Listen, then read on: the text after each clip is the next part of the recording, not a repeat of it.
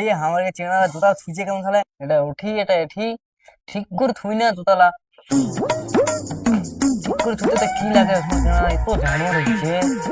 আর কি হয়?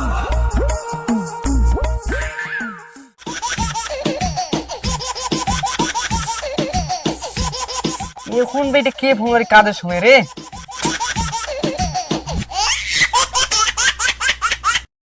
হ্যালো। হ্যাঁ ম্যাডাম, ললিতা ইয়াসমিন বলছেন? হ্যাঁ বলছি।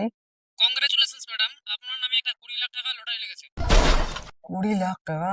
হ্যাঁ ম্যাডাম, আপনি কি লটারিটা নেবেন? হ্যাঁ নিবো নিবো নিবো।